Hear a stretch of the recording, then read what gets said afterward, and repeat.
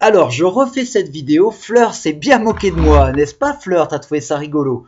Je sais pas ce qui s'est passé. En fait, si, je sais ce qui s'est passé. J'ai fait une erreur en comptant les consonnes et j'arrive sur 19 et je me dis, mais je sais qu'il y a 20 consonnes, qu'est-ce qui s'est passé? Et je me suis dit, oh, je vais passer pour un crétin et Camille va se moquer de moi et voilà, je vais effacer et puis éditer. Je sais pas éditer les vidéos, je viens de l'apprendre.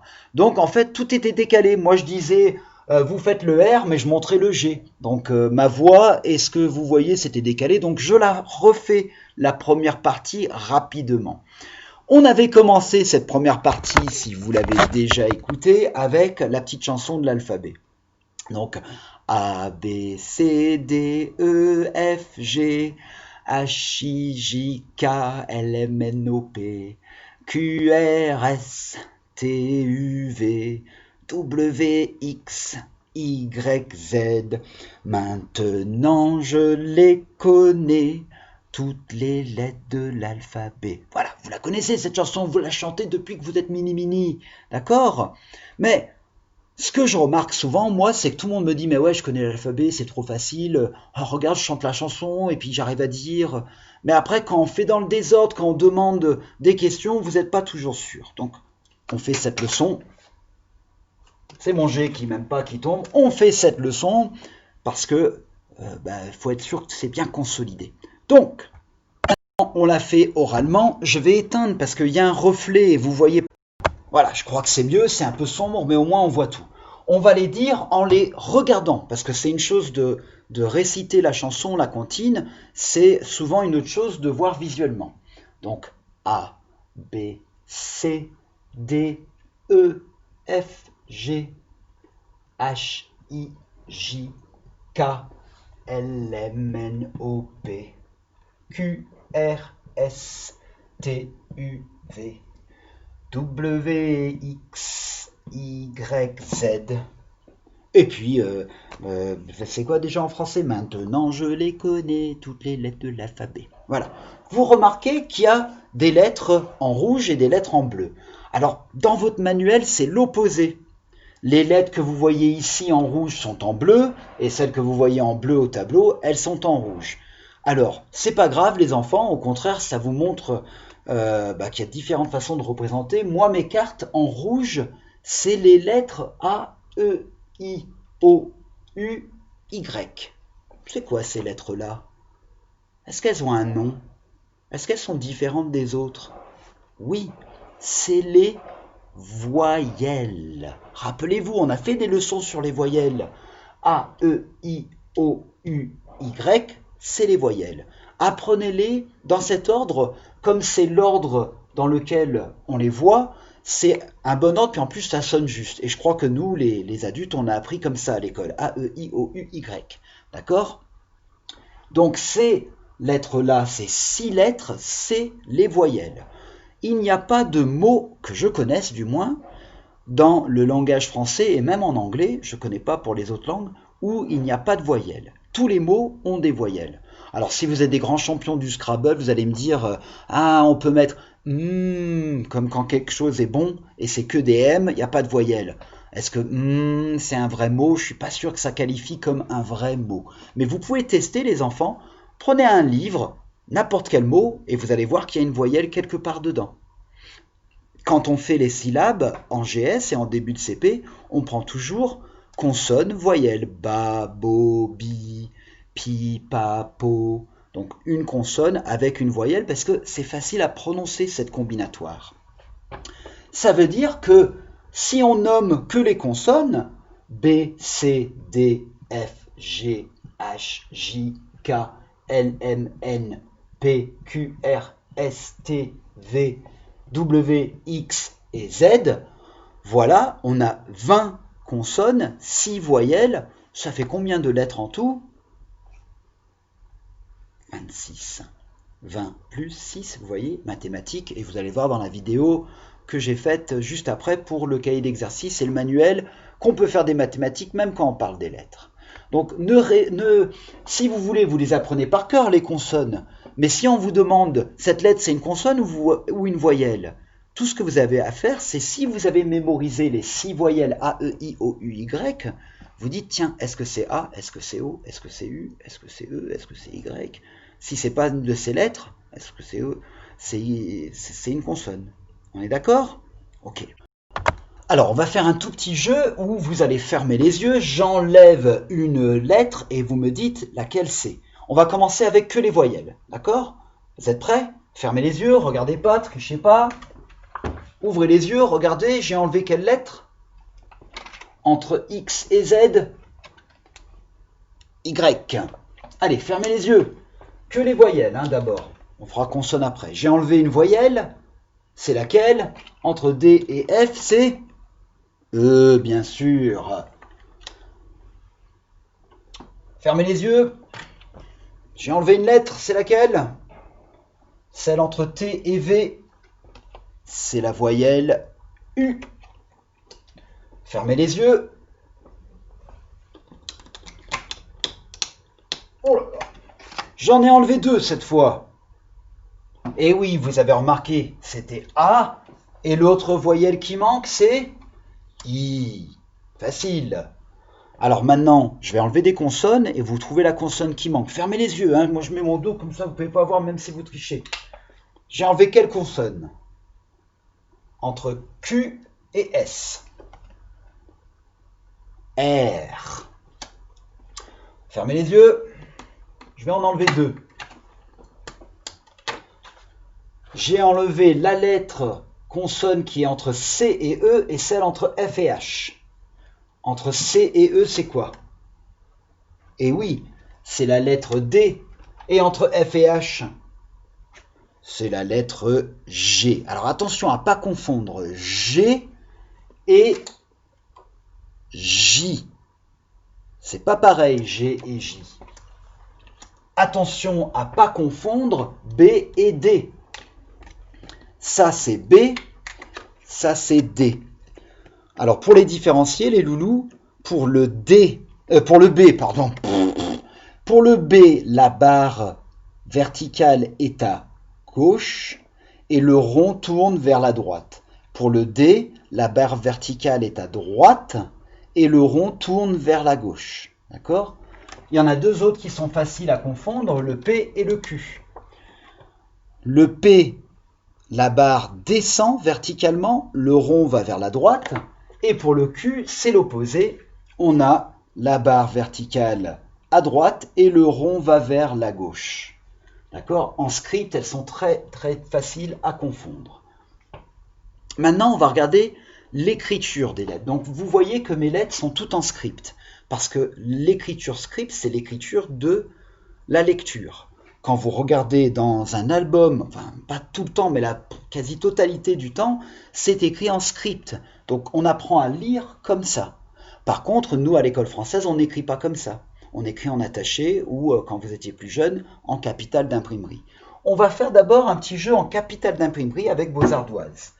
Vous allez sortir l'ardoise, je vais vous montrer une lettre qui est ici en script et vous l'écrivez en capitale d'imprimerie sur l'ardoise. On va commencer avec D. Comment on écrit la lettre D? Allez-y. C'est la ligne verticale. On lève le crayon et on fait un demi-cercle qui va de en haut jusqu'en bas. La lettre D comme Darine, comme Dylan, comme Daniel, comme David. On va faire la lettre G.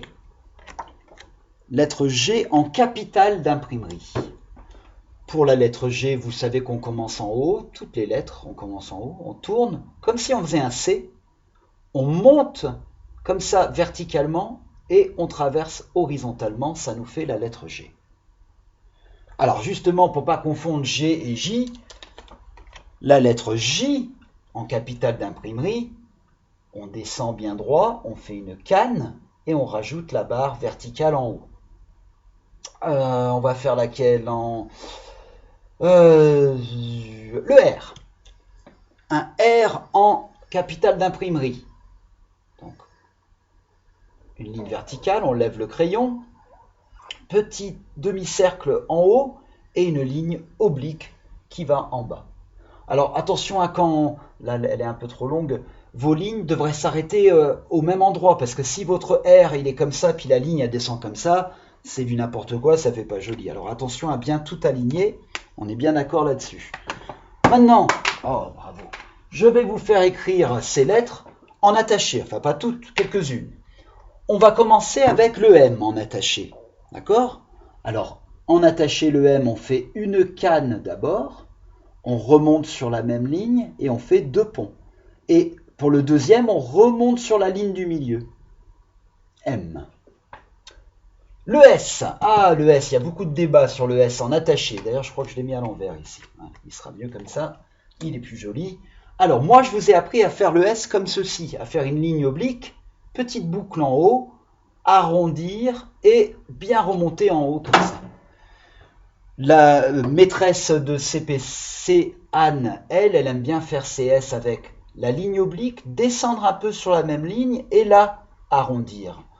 Alors moi j'ai arrêté de faire comme ça parce qu'en GS, avec presque 15 ans en GS, j'ai vu que les enfants ils faisaient tantôt ceci, ils montaient bien, et après ils redescendaient pas assez, puis ça faisait comme ça, donc pas très joli, ou ils descendaient trop loin, et on avait comme ceci.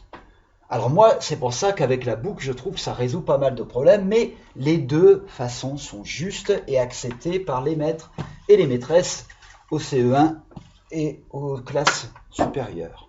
On continue avec des lettres en attaché. Ah, on va faire le Y, parce que là aussi, il y a de différentes façons. Donc, Y en attaché sur l'ardoise, les loulous. Moi, j'ai appris à mes GS de faire Y en faisant un pont comme ceci, redescendre sur la même ligne et une boucle à l'envers. D'accord? Il y a des maîtresses qui font monter, descendre, faire le pont, et puis descendre et faire la boucle à l'envers. Les deux sont justes, d'accord? Moi, j'aime mieux celle-là parce que je trouve pour attacher une autre lettre, c'est plus facile, mais à vous de trouver celui que vous aimez le mieux. Il n'y a pas de manière où c'est juste ou faux. Allez, on en fait une dernière en A, une avec boucle à l'endroit, le L. Alors, L, vous savez qu'on fait, je vais descendre un peu, sinon j'ai pas la place. On part vers la droite pour faire notre boucle, on descend verticalement tout droit et on rajoute un petit crochet à la fin, c'est la lettre L.